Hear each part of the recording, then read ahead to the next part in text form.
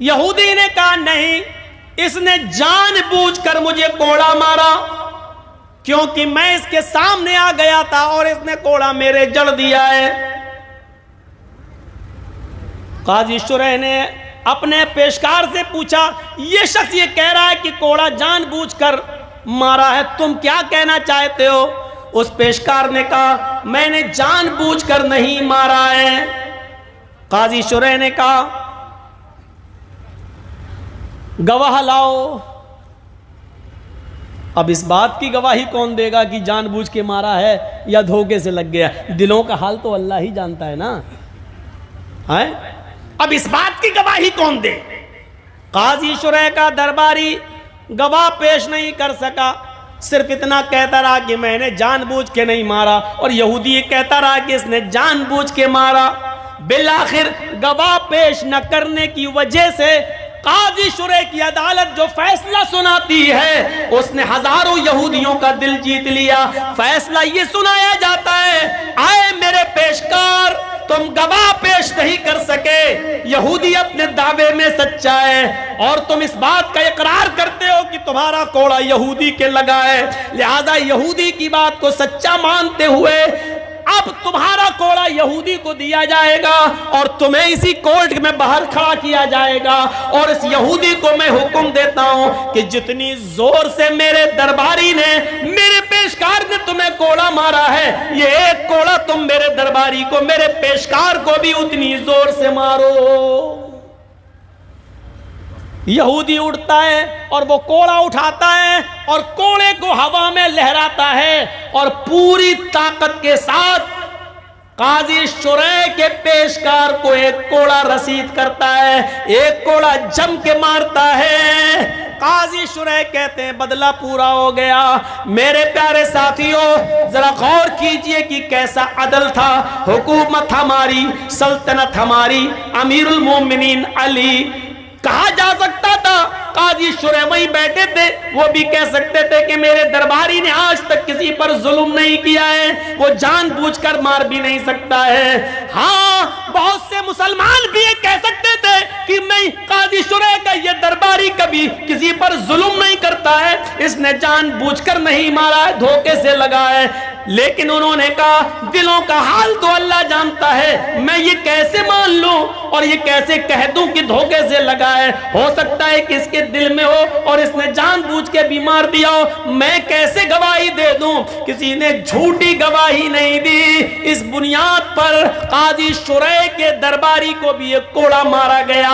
جب ایسا عدل تھا تو اس بستی میں امن تھا، اس بستی میں شانتی تھی۔ میرے بھائیوں کہیں نہیں سنا ہوگا کہ آپ نے یہ ظلم و ستم فلانے کیا، فلانے کیا، فلانے کیا۔ ہمارے اسلاف نے، ہمارے بزرگوں نے، ہمارے صحابہ نے، ہمارے تابعین نے، تبع تابعین نے ہمیشہ عدل سے کام لیا، اپنوں کے ساتھ بھی اور پرائیوں کے ساتھ بھی، اس لیے امن رہا، شانتی رہی اور کوئی سر اٹھا کے نہیں رہ سکا۔ جس عدل کا جیتا جاگتا ثبوت حضرت عمر فاروق اس شکل میں دے رہے ہوں کہ یہی بیت المقدس، یہی بیت المقدس جس کے لیے آج ہزاروں لاکھوں کی جانیں جا رہی ہیں، یہی بیت المقدس جب فتح ہوتا ہے حضرت عمر فاروق کے زمانے میں، اور یہی فلسطین کے لوگوں نے جب دعوت دی حضرت عمر فاروق کو کہ بیت المقدس فتح ہو گیا، آپ آئیے، تشریف لے آئیے اور نماز پڑھیے ہمارے یہاں آ کر۔ حضرت عمر فاروق جب بیت المقدس کی طرف جانے لگے، اپنے ساتھیوں کے ساتھ جانے لگے، تو آپ کو یہ واقعہ اچھی طریقے سے یاد ہوگا۔ جس اونٹ پر بیٹھے ہوئے تھے، سوار تھے اس اونٹ کے اوپر، صرف 2 ہی آدمی بیٹھ سکتے تھے، تیسرا نہیں۔ تو ایک آدمی اس کے اوپر بیٹھتا تھا اور ایک زیادہ راہ جو اناج، جو گلہ، جو کھانے پینے کا سامان، ستو ہتو، وہ باندھ دیا گیا ہے اس اونٹ کے اوپر۔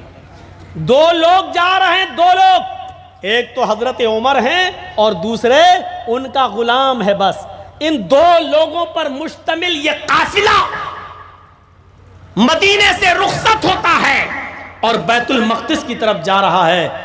حضرت عمر فاروق نے کہا کہ ایسا کرو जब मैं ऊंट पर बैठूंगा तो 1 मील तुम इस ऊंटनी की लगाम को पकड़ोगे और तुम लेकर चलोगे, और 1 मील के बाद मैं उतर जाऊंगा, मैं ऊंटनी की लगाम पकड़ लूंगा और फिर तुम इस ऊंट के ऊपर बैठ जाओगे, मैं ऊंट को लेकर चलूंगा। मेरे भाइयों, जनाजा निकल जाएगा आज के हुक्मरानों का।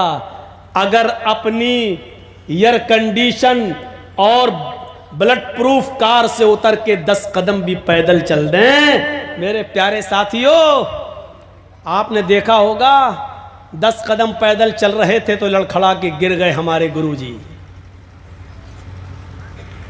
जो अपना बोझ खुद बर्दाश्त न कर सके वो चला है पूरी कौम का बोझ बर्दाश्त करने के लिए। यूट्यूब पे पड़ा भरा है, देख लीजिएगा। अब जब तक नाम ना बताऊं तब तक आएगा नहीं, और नाम मैं बताऊंगा नहीं। तुमसे ज़्यादा मुझे इन यूट्यूबर वालों से डर लगता है। तो सोच लीजिए मेरे भाइयों, हजरत उमर फारूक ऊंटनी की लगाम को पकड़ते थे तो गुलाम बैठता था, और गुलाम जब पकड़ता था तो उमर बैठते थे। इसी बीच में ईसाइयों का गिरजा आता है, ईसाइयों का गांव आता है और अजान का वक्त हो जाता है। हजरत उमर और उनका खादिम वुजू बनाकर नमाज पढ़ना चाहते हैं कि ईसाई आते हैं और कहते हैं, अमीरुल मोमिनीन, हमारा गिरजा मौजूद है, आप यहां नमाज कहां पढ़ेंगे? आप हमारे गिरजा में चले जाइए, हमने उसको धुल दिया है, हमने उसको पाक साफ कर दिया है, हमने उसमें ईसा मसीह की सलीब भी नहीं लगाई है, उनकी मूर्ति भी नहीं लगाई है, आप उस गिरजा में आकर नमाज पढ़ लीजिए। हजरत उमर फारूक फरमाते हैं, अमीरुल मोमिनीन, तुम्हारे गिरजा में नमाज पढ़ने से हमें कोई चीज नहीं रोक सकती है। अगर वहां कोई मूर्ति नहीं है ईसा मसीह की, तुम्हारे ईसा की, जीसस की अगर कोई मूर्ति नहीं है तो हम उसमें जरूर नमाज पढ़ लेंगे। हजरत उमर फारूक के लिए चटाई बिछा दी गई, उनके गुलाम के लिए भी चटाई बिछ गई, और जैसे ही हजरत उमर उस गिरजा में जाते हैं और नमाज पढ़ना चाहते हैं, लेकिन पढ़ते नहीं है, उस गिरजा से बाहर निकल आते हैं, और बाहर उन्होंने एक जंगल में अपनी चादर बिछाई और वहां नमाज पढ़ ली। ईसाइयों ने रोते हुए कहा, अमीरुल मोमिनीन, क्या हुआ? क्या हमारा गिरजा नापाक था जिसमें आपने नमाज नहीं पढ़ी? हमने तो आपको इजाजत दे दी थी, आपने इस जंगल में खुले मैदान में नमाज पढ़ना गवारा कर लिया, और हमारे मजबूत गिरजा में आपने नमाज नहीं पढ़ी। हजरत उमर फारूक ने उस ईसाई को गले से लगाया और फरमाया, मेरे भाई ऐसी बात नहीं है, तुम्हारा गिरजा तुम्हारे लिए पाक है, तुम अपने मजहब के मुताबिक उसमें इबादत करते हो, करो। मैं उसमें नमाज पढ़ना चाहता था, लेकिन मैंने ये सोचा कि अगर आज मैंने इसमें नमाज पढ़ ली और मेरे गुलाम ने इसमें नमाज पढ़ ली, और बाद में आने वाले मुसलमानों को, बाद में आने वाली नस्ल को अगर ये पता चला कि ईसाइयों के इस गिरजा में उमर ने नमाज पढ़ी थी, तो ऐसा ना हो कि बाद में आने वाली नस्ल तुम्हारे इस गिरजा पर मस्जिद होने का दावा कर दे कि इसमें तो उमर ने नमाज पढ़ी थी, और तुम उसको गिरजा वापस ना करो तो गुस्से में आकर वो तुम्हारे गिरजा को तोड़ दे और इस जगह वो अपनी मस्जिद बना ले। इसलिए मैं इस गिरजा से निकल गया ताकि बाद में आने वाली नस्ल को यह पता चल जाए कि उमर फारूक ने इस गिरजा में इसलिए नमाज नहीं पढ़ी ताकि बाद में आने वाले लोग कहीं इस गिरजा को मस्जिद न समझने लगे।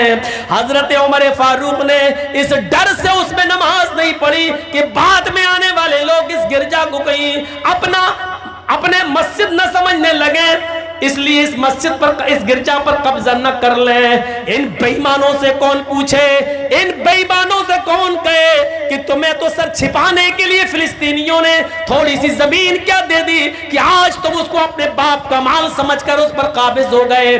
जिन्होंने तुम्हें शरण दी, जिन्होंने तुम्हें पहनने के लिए कपड़ा, रहने के लिए तुम्हें झोपड़ी दी, अपनी जमीन पर तुम्हें बसाया कि तुम तो लुटे और पिटे हुए थे, तुम्हें तो हिटलर ने बड़ी बेदर्दी से कत्ल किया था, लाखों यहूदियों का कत्ल करने के बाद मुट्ठी भर लोगों को छोड़ दिया था, तुम्हें ना जर्मन जगह दे रहा था, ना फ्रांस तुम्हें जगह दे रहा था, तुम अरबों की सरजमीन पर गए, इन्हीं फिलिस्तीनियों ने तुम्हें शरण दी, तुम्हें अपने यहाँ बसा लिया कि तुम लूटे और पिटे हुए थे, तुम्हें तो किसी ने सर छिपाने की जगह नहीं दी। आज ये अमेरिका जो तुम्हारा बाप बना फिर रहा है, नाजायज बाप, ये भी तुम्हें शरण नहीं दिया, ब्रिटेन ने भी तुम्हें शरण नहीं दी, तुम्हें शरण दी तो अरबों ने दी, और आज तुम हमारी बच्चों का खून कर रहे हो, आज हमारी बच्चों का कत्ल कर रहे हो। यहूदियों की ये कौम कितनी बदतरीन कौम है। हिटलर ने सारे यहूदियों को जब कत्ल कर डाला, मार डाला, तो मुट्ठी भर यहूदियों को छोड़ दिया, और उसने जब इनको छोड़ा तो कहा, लोगों मैं चाहूं तो इन मुट्ठी भर यहूदियों को भी कत्ल कर दूं, मैं चाहूं तो इन हिटलर, मैं चाहूं तो इनको भी मार दूं, खत्म कर दूं, लेकिन मैं इन मुट्ठी भर यहूदियों को इसलिए छोड़ रहा हूं कि ये कितनी नालायक कौम है, ये कितनी हरामी कौम है, ये कितनी सुअर कौम है। इसलिए इसका जायजा लेने के लिए मैंने छोड़ा, ताकि बाद में आने वाले लोगों को पता चल जाए कि हिटलर ने लाखों यहूदियों को कत्ल क्यों किया। इनका हरामी पना देख ले, इनका सुअर पना देख लिया जाए, इनकी शैतानियत देख ली जाए, और उसके बाद अंदाजा लगाया जाएगा कि देखो हिटलर ने इन यहूदियों को मार के सही किया। और यकीनन आज मैं बेबान के दोहल कह सकता हूं कि हिटलर ने सही किया था, लेकिन गलती ये कर गया, इन चंद मुट्ठी भर लोगों को भी वो छोड़ गया।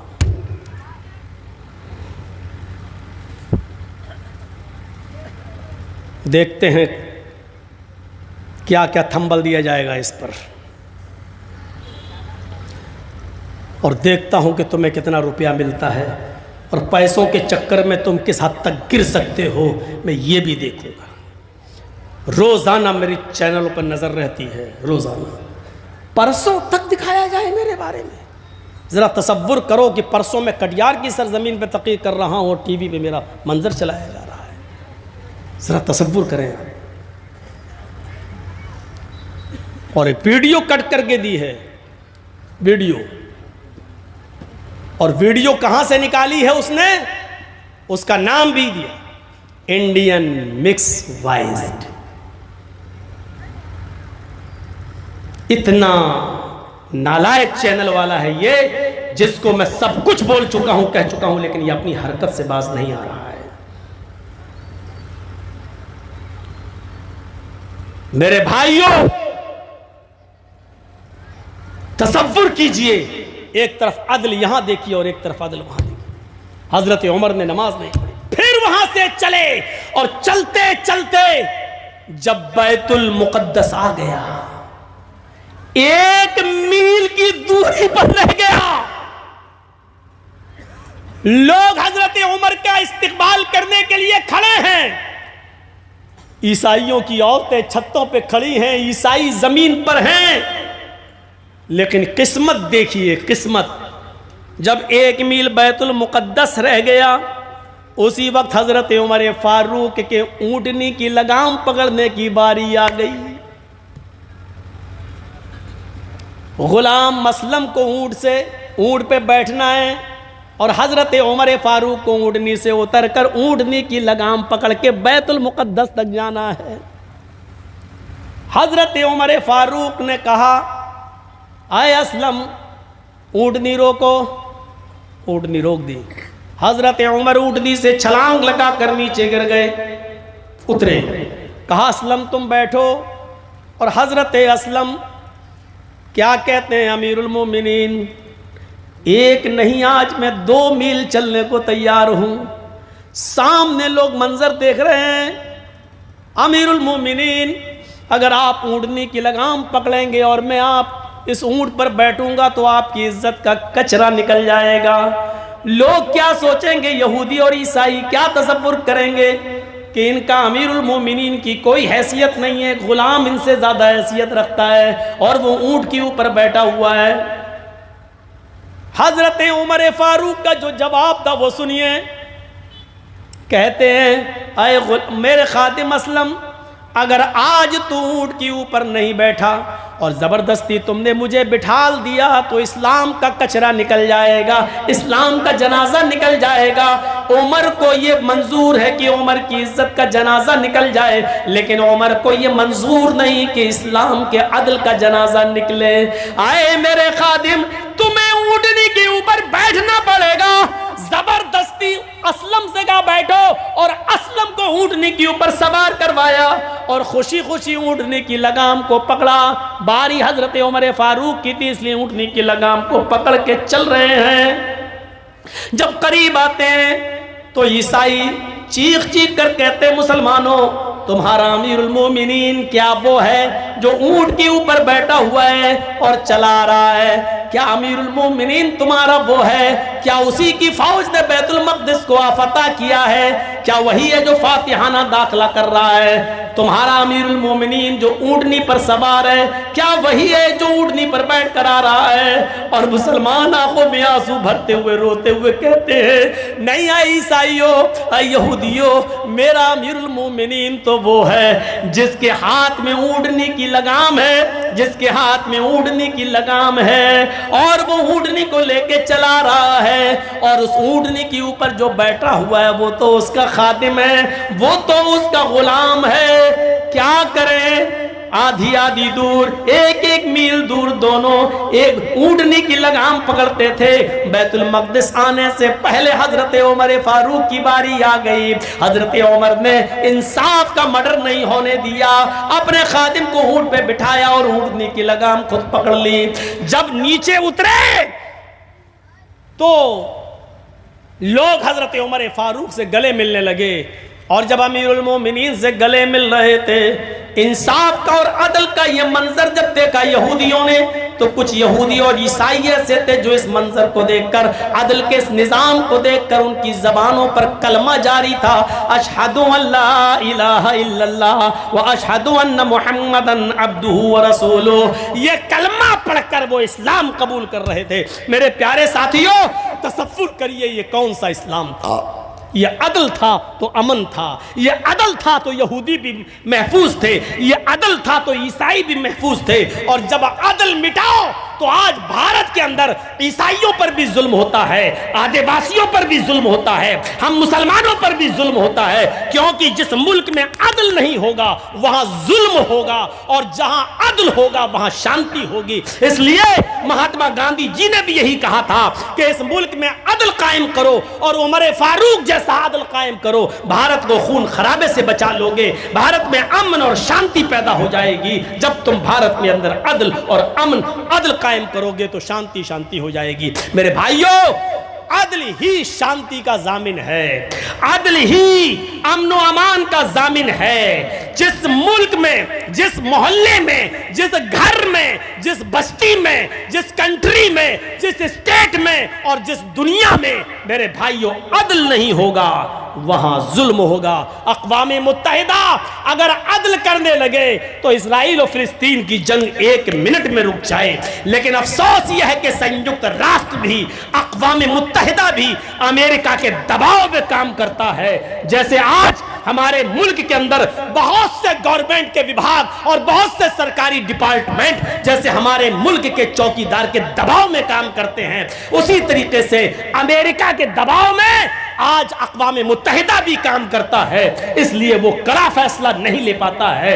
ورنہ حق تو یہ ہے کہ جس طرح فلسطینیوں نے زمین دی ہے اسرائیلیوں کو رہنے کے لیے، ان سے یہ کہا جائے کہ تم شرلالتھی بن کر رہو، اس کے مالک بن کر نہ رہو، کیونکہ یہ زمین فلسطینیوں کی ہے، عربوں کی ہے، تمہاری نہیں ہے۔ تم انہی کے بچوں کو مارتے ہو، انہی کے بچوں کو ختم کر رہے ہو میرے بھائیوں، لیکن اتنی جرات اقوام متحدہ کے اندر بھی نہیں ہے جو حق بات کہہ سکے اور عدل اور انصاف کی بات کہہ سکے، نہیں ہے اتنی ہمت۔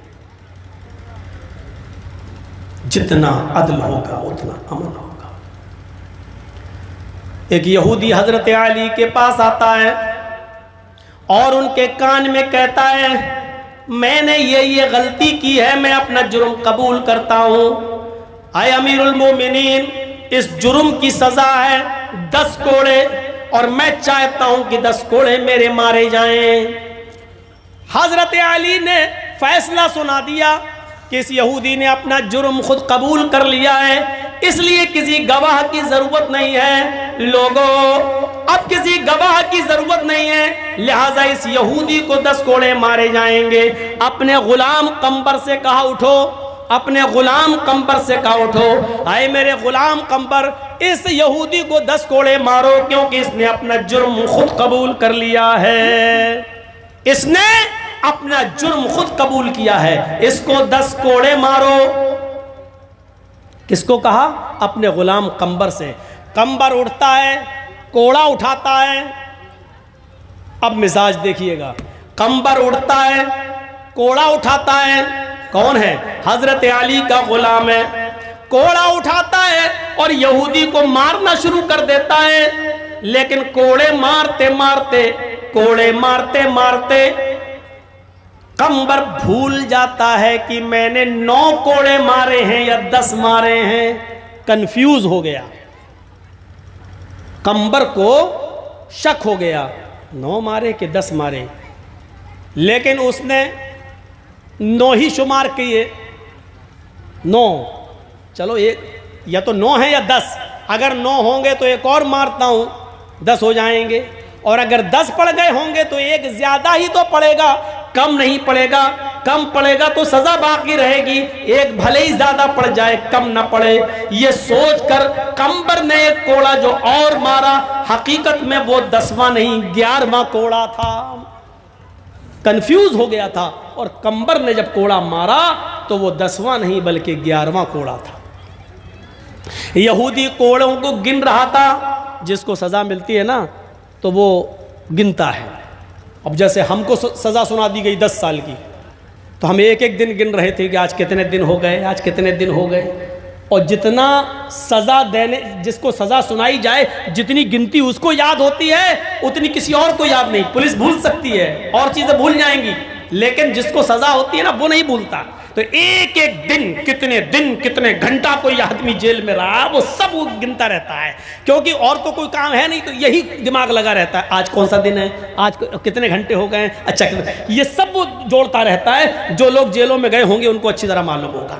تو میرے بھائیوں، یہودی کوڑے گن رہا تھا، کتنے کوڑے میرے اوپر پڑ گئے، تو 11واں کوڑا پڑا، وہ فوراً چیخ پڑتا ہے، امیر المومنین علی، آپ کے غلام قمبر نے 1 کوڑا زیادہ مارا ہے، سزا تو میری 10 کوڑے کی تھی لیکن 11 کوڑا مارا۔ حضرت علی نے فوراً کہا، قمبر ادھر آؤ، یہ یہودی کیا بول رہا ہے، کیا کہنا چاہتے ہو؟ قمبر نے کہا، امیر المومنین، میں اس کو کوڑے مار رہا تھا، 5 6 7 تک گنتی بالکل صحیح چلی، اس کے بعد میں بھول گیا، اور 9 10 میں یا 10 11 میں کنفیوز ہو گیا۔ امیر المومنین، یہ سچ ہے کہ میں نے اس کو کوڑے تو مارے ہیں، لیکن ہو سکتا ہے کہ ایک کوڑا زیادہ لگ گیا ہو، کیونکہ 9 10 میں یا 10 11 میں کنفیوز ہو گیا تھا۔ حضرت عمر کہتے ہیں، تو حضرت علی کہتے ہیں تم کنفیوز ہو گئے تھے، لیکن یہودی کنفیوز نہیں ہے، اس نے صاف کہا ہے کہ 1 کوڑا زیادہ مارا ہے، لہٰذا اسی کی بات کو بنیاد مانتے ہوئے اور صحیح مانتے ہوئے یہ تسلیم کیا جا رہا ہے کہ تم نے 1 کوڑا اس یہودی کو زیادہ مارا۔ کھڑے ہو جاؤ، یہودی کی جگہ پر اب تم کھڑے ہو جاؤ۔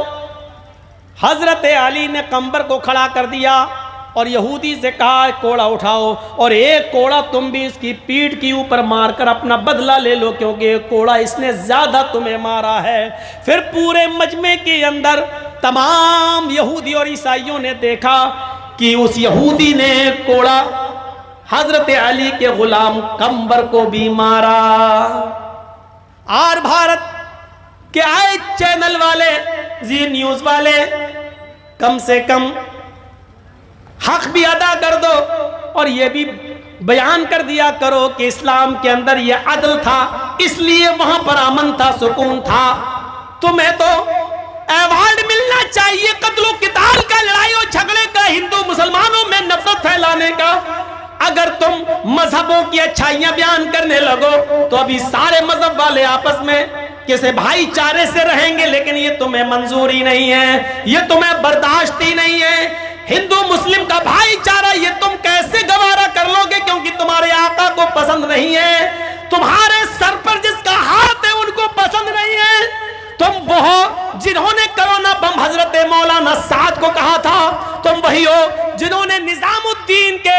امیر کو, تبلیغی جماعت کے امیر کو کرونا بم کا آتا, تم ہی وہی ہو جس کو کورٹ نے کلین چٹ دی ہو, جس کو high court, lower court, supreme court سے کلین چٹ ملی ہو, اس کو ہائی میڈیا والوں تم ہی نے رسوا کیا تھا, تم ہی نے ذلیل کیا تھا, تم ہی نے بدنام کیا تھا.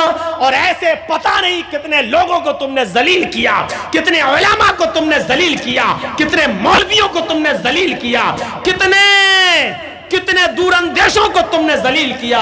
اور کورٹ کا ہنٹر چلا تو تم نے معافی بھی نہیں مانگی اور سوری بھی نہیں کہا ایک بار بھی. میرے پیارے ساتھیوں, حضرت علی کے اس انصاف کا منظر پیش کرو. یہودیوں میں امن تھا, عیسائیوں میں امن تھا, کیونکہ ہمارے یہاں عدل تھا, اور عدل تھا تو امن تھا. ایک واقعے کی طرف اور لے جانا چاہتا ہوں. حضرت عمر پیشاب کر رہے ہیں اور پیشاب کرتے کرتے ان کا غلام آ گیا اور چیختا ہے, امیر المومنین, امیر المومنین. حضرت عمر فاروق نے سن تو لیا, لیکن پیشاب کر رہے اس لیے بولے نہیں, اس لیے کوئی جواب نہیں دیا. لیکن جب پیشاب کر کے فارغ ہوئے تو اس کو بولا, ادھر آ, کیا ہے, ادھر آ, اور ایک تھپڑ دیا اس کے گال پر. امیر المومنین, امیر المومنین, چلاتے چلے جا رہے ہو, میں پیشاب کرنے کے لیے بیٹھا ہوا تھا اور تم چیخ رہے ہو امیر المومنین, امیر المومنین. شرم نہیں آتی تمہیں؟ کہا ٹھیک ہے آئندہ خیال رکھوں گا. اچھا ہاں بتاؤ کیوں بلایا تھا مجھے, کیا کام ہے تمہیں؟ ان کے غلام نے کہا امیر المومنین اب کوئی کام نہیں ہے مجھے, ہاں میں آپ کا غلام ہوں, آپ کو کسی چیز کی ضرورت ہو تو مجھے بتا دینا, میں اپنے حجرے میں اپنے کمرے میں جا رہا ہوں. حضرت عمر نے کہا ابھی تو تم امیر المومنین, امیر المومنین چلا رہے تھے, کوئی کام ہوگا تبھی تو چلا رہے تھے. اس نے کہا ہاں امیر المومنین تھا کوئی کام, لیکن اب مجھے کسی چیز کی ضرورت نہیں ہے, ہاں میں آپ کا غلام ہوں, آپ کو جب ضرورت ہو تو مجھے بلا لیجئے گا, میں چل رہا ہوں. کہا ٹھیک ہے. جب وہ جانے لگا 10 قدم چلا کہ لوٹ کر واپس آیا, کہا امیر المومنین. کہاں بتاؤ, بولو. میں اپنے حجرے میں جا رہا ہوں, آپ بھی جہاں بیٹھتے ہیں دربار خلافت میں وہاں جا رہے ہیں. ایک مشورہ دیتا ہوں آپ کو, اگرچہ آپ میرے مالک ہیں, غلام کو مشورہ نہیں دینا چاہیے, لیکن پھر بھی میں ایک مشورہ دیتا ہوں, اگر اچھا لگے تو عمل کر لیجئے گا.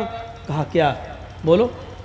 کہا امیر المومنین جب آپ دربار خلافت میں جائیں, جہاں چٹائی پر آپ بیٹھتے ہیں اور لوگوں کے فیصلے کرتے ہیں, ان کے باتوں کو, ان کی شکایتوں کو سنتے ہیں, وہاں بیٹھ کر تھوڑی دیر کے لیے اتنا سوچ لیجئے گا, آپ نے مجھے جو میرے گال پر تھپڑ مارا ہے یہ تھپڑ جائز تھا کہ ناجائز, کہیں آپ نے مجھے ناجائز تو نہیں مارا. بس اتنا سوچ لیجئے, شاید آپ کو احساس ہو جائے. حضرت عمر نے کہا میں نے ناجائز کیوں مارا, ادھر آؤ. تم امیر المومنین نہیں چلا رہے تھے؟ کہاں چلا رہے تھے, تمہیں نہیں معلوم کہ ایک بار تم بولتے تھے, آج بار بار بولتے چلے گئے. کہا امیر المومنین میں ایک بار بولتا تھا تو آپ جواب دیتے تھے جی ہاں بولو. جب آپ کی آواز میرے کانوں میں آ جاتی تھی تو پھر میں بولنا بند کر دیتا تھا. آج آپ نے کوئی جواب ہی نہیں دیا, اس لیے بولتا چلا گیا, سوچا کہ آپ نے سنا نہیں ہوگا. کہا میں پیشاب کر رہا تھا, کیا تمہیں معلوم نہیں کہ پیشاب کرتے وقت بولا نہیں جاتا؟ میں پیشاب کر رہا تھا اور تم جانتے تھے کہ میں پیشاب کر رہا ہوں, تو تمہیں چیخنے کی کیا ضرورت تھی اور بار بار بولنے کی کیا ضرورت تھی؟ اس نے کہا امیر المومنین میں اس ذات کی قسم کھا کر کہتا ہوں جس کے قبضے میں میری اور آپ کی جان ہے, مجھے اس بات کا بالکل علم نہیں تھا کہ آپ نالی کے کنارے بیٹھ کر پیشاب کر رہے ہیں. اگر مجھے اس بات کا علم ہوتا تو میں کبھی بار بار نہیں چیختا. میں اللہ کی قسم کھا کر کہتا ہوں مجھے اس بات کا علم ہی نہیں تھا. حضرت عمر فاروق نے کہا اے میرے غلام خادم, تم نے اس ذات کی قسم کھائی ہے, اللہ کی عزت و جلال کی قسم کھا کر اس بات کو بولا ہے کہ مجھے معلوم نہیں تھا. جب تم نے اللہ کی قسم کھا کر اقرار کر لیا کہ مجھے آپ کی پیشاب کرنے کا علم نہیں تھا, تو اب یہ کلیئر ہو گیا اب یہ صاف ہو گیا, اب یہ ظاہر ہو گیا کہ میں نے تمہیں جو تھپڑ مارا ہے وہ تھپڑ ناجائز تھا, مجھے نہیں مارنا چاہیے. اب انصاف کا تقاضا یہ ہے کہ میں نے سب کے سامنے تمہیں تھپڑ مارا, تم بھی اپنا ہاتھ اٹھاؤ. عمر فاروق اپنا گال پیش کر رہا ہے. اس ملک کے حکمرانوں اور چوکیداروں, حضرت عمر اپنے آپ کو پیش کر رہے ہیں. اس دنیا کے گودی میڈیا والوں, حضرت عمر اس دنیا میں اپنے آپ کو اپنے غلام کے سامنے پیش کر رہے ہیں.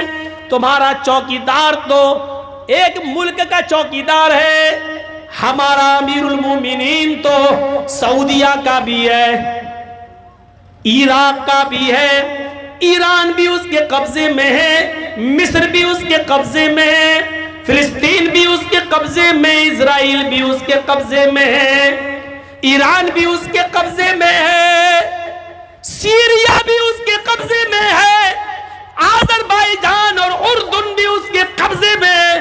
یہ سارے کے سارے ملکوں کا اکیلا ایک حکمراں ہے, خلیفہ ہیں. اتنے ملکوں کو جو پہلے عرب ملک کے اندر سب شامل تھے, اکیلا ان کا ایک حاکم ہے. اتنا بڑا حاکم وقت ایک معمولی غلام کے سامنے پیش ہو کر کہتا ہے میں نے تم کو سب کے سامنے تھپڑ مارا ہے, اب تم بھی تھپڑ اٹھاؤ, ہاتھ اٹھاؤ اور میرے گال کے اوپر ایک تھپڑ مارو, جتنی زور سے میں نے مارا تم بھی مارو.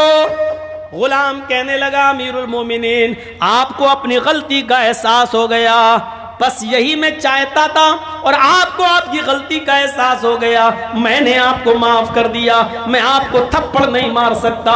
حضرت عمر کہتے نہیں, تم آج اس لیے تھپڑ نہیں مار رہے ہو کیونکہ میں تمہارا آقا ہوں, میں تمہارا مالک ہوں, میں امیر المومنین ہوں, میری اس ڈگری کا, میری اس پوسٹ کا تم خیال کرتے ہوئے مجھے تھپڑ نہیں مار رہے ہو.